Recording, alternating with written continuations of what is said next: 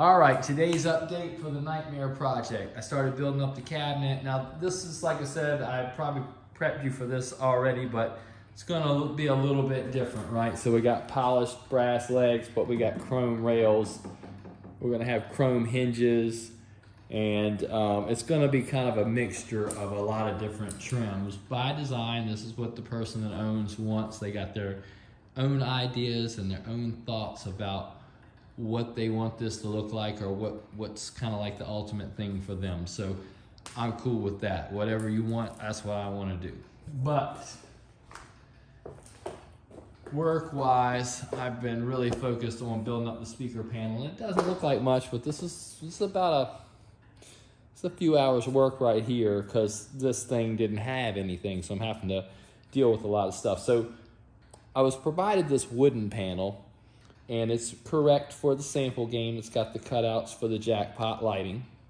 And I also, within all those bins, I found the original jackpot lighting board. And to me, it's important to use the original board, even though there's aftermarket ones.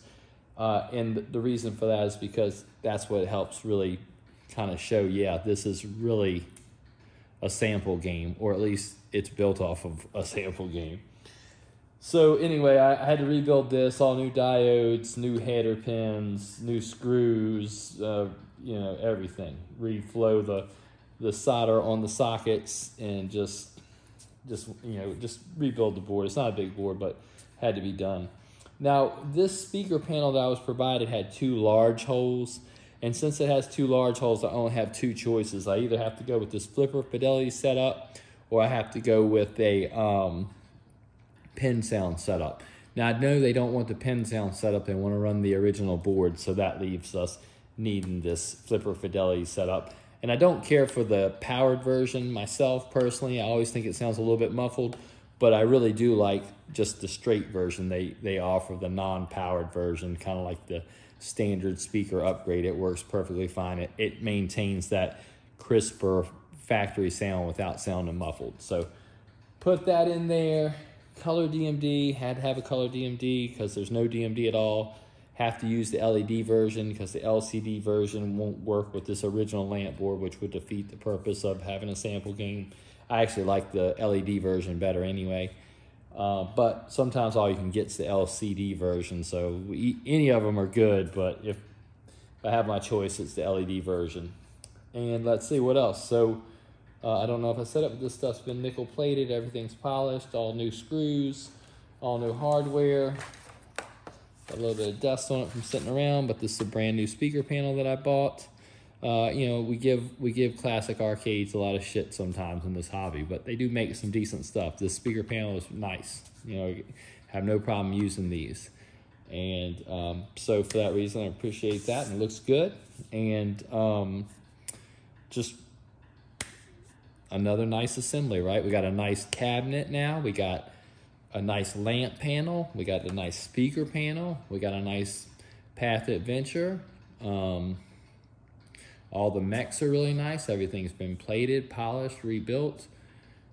And we have a almost complete set of ball guides. We lack one thing, but that's in the works. Don't know. I don't know what other surprise. I don't want to jinx myself. I don't know what surprises lie ahead, but you know, the good's finally starting to outweigh the bad for this project, and it's through a lot of time and hard work and you know, a lot of sleepless nights. Honestly, I mean, when I go to bed and I find out I'm missing something, I don't sleep well, because I just know, I mean, it's just another wrinkle in the plan. But somebody was asking me, they were saying, what's the worst game you've ever done? Have you ever done anything like this before, or anything worse than this? And I realize this is a video, but it's going to be kind of like, I guess, a little podcast when it comes to this, since there's no visuals. But in 2015, and let me just preface this and say this was the straw that broke the camel's back for me, and at that point I absolutely never ever would take another game in that wasn't complete or fully assembled. So that was 2015. So anyway, there's a real nice guy up in Canada, and he coordinates with me back and forth a little bit, and he's got a Fathom. It's all there. It's a little bit disassembled, not a lot, but it's all there and it's rough. And he's coming down with his family from Canada on a family vacation. They come down this way every year, and he wants to drop that game off. And then next year, when he's on that same family vacation, he wants to pick it up. So, you know, I got a year to do this thing, and I think he had a play field for it. He had a couple things, you know, that you would need. So it sounded like a decent project for me. So I was like, okay, that sounds reasonable. So he comes down on a Saturday, he brings it. It's kind of wrapped up. I can't really see a lot. Couple bins, not too much. Hands me the play field. It doesn't look too shocking to me.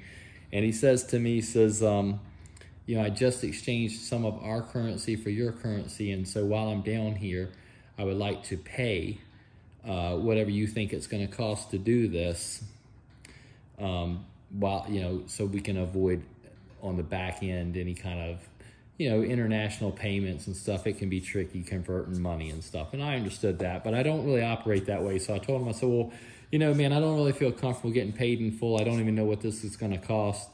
But just, you know, give me X amount of dollars. That'll cover some of the things I need to do up front, like have a cabinet built, get some stencils, paint the cabinet, get some trim, you know, whatever basic parts we're going to need to rebuild this thing.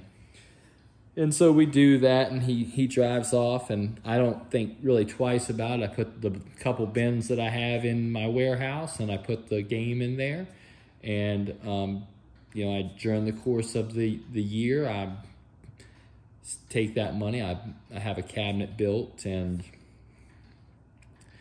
I get stencils, I paint it, I have a beautiful cabinet, I take his playfield he gave me, I perfect that, and you know, so now I'm in this position where I've got a beautiful cabinet, and I got a playfield that's ready to go, and I bought things like drop targets and just plastic set and all these different things. I'm actually starting to operate a little bit out of my own money at this point, but I'm not really alarmed. So I think we're about 3 months away from him coming down. I'll say, okay, it's finally time. I want to go ahead and pull the game and get it done. You know, I don't want to do it too early because it'll be sitting around here, but I don't want to wait till the last minute because you got to have some time to get the game working well and deal with whatever. So I go to the warehouse, I pull the game, I open it up, and I am horrified. I mean, I can't believe what I'm seeing. The wires are just cut. It's all there, yes, but it's the wrong stuff. So like Fathom has these like kind of little, I was gonna say they're like little mermaid tails or something for drop targets. And I think I'm just operating a little bit off of memory real quick, but I think there's like 6 of them, might be 5 or 6. And I'm looking at all the drop targets are horseshoes, which I know are 8-ball deluxe. I'm like, this is really weird. Why would it have 8-ball deluxe drop targets in it? And so then I look a little bit closer, and these are 8-ball deluxe mechs in here, not Fathom mechs. And there is a difference. Trust me, there's a huge difference.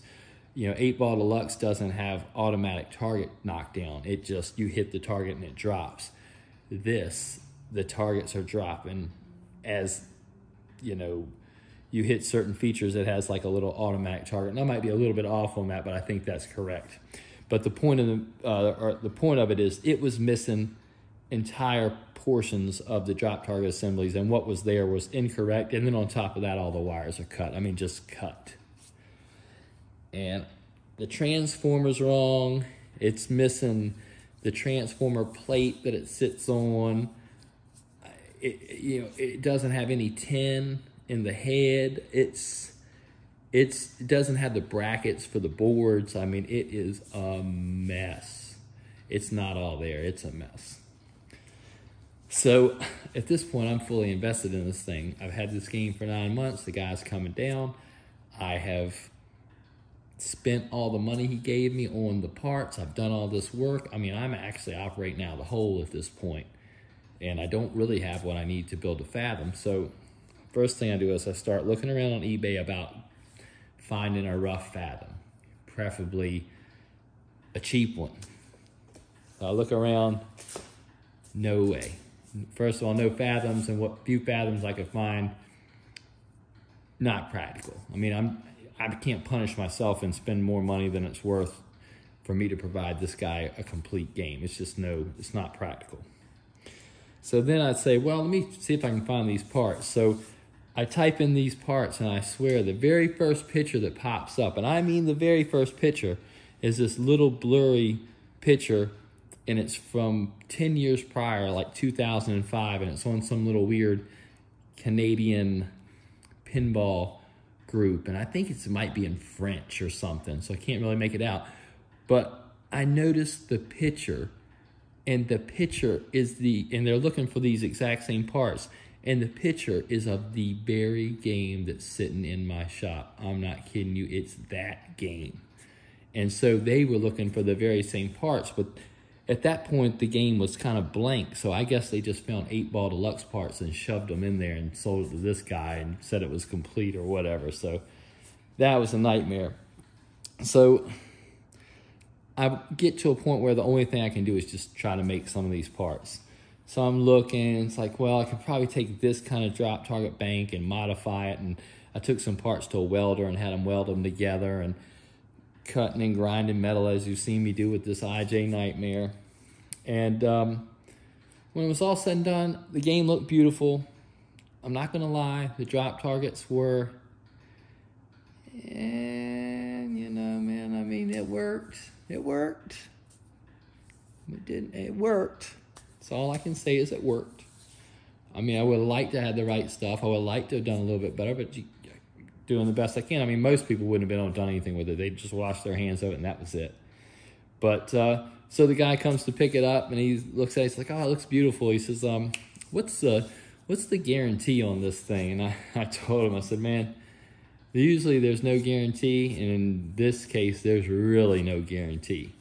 But you know, if you get into anything pops up, just let me know, and I'll be here. I always support the games best I can. I mean, but you know, things happen."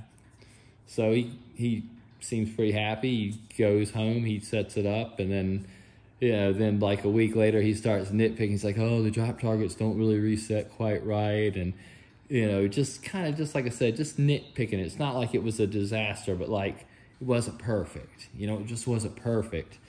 And man, that soured me so bad. I can't put into words how bad that soured me. And I was like, I'm never, ever, ever bailing somebody out of that kind of position again. Never. It's not my problem. And I'm not even going to try again. And so, you know, when I got this IJ, it's like, here I am again. But, you know, 7 years later, right back in the same spot. But probably not quite as bad off, but pretty damn close. So hopefully this goes well and I don't get punished on the back end, but I just want to get it done. But you were curious about if I've ever had this kind of experience before, or what was the worst one. That was the worst one, and I'll never forget it. And I've had a couple kind of minor ones, like similar to that here and there, where people have sent me some really rough Addams families or something, and then been really picky on the backside. It's not that I'm doing crappy work or anything, but it's like, you know, you're resurrecting absolute garbage. They're asking you to take absolute garbage part schemes and turn them into showpieces, and you do it, and then it's like, oh, well, sometimes it doesn't kick the ball out of the swamp. And it's like, dude, adjust the switch, man. You don't know what I had to go through to get you to where you're at now. But anyway, I'm not ungrateful for business or work or anything like that. But, you know, like I said, you know, anytime you're dealing with people, it's just kind of the nature of the beast. You're going to have some people that can't appreciate what you're doing. They only see how much it costs, and they think there's some level of, you know, whatever that comes with paying that price, and that doesn't change anything. It's still a pinball machine. It still was a train wreck, so, you know, we can only do so much. But that's it for today. I'm going to drink my tasty beer and relax.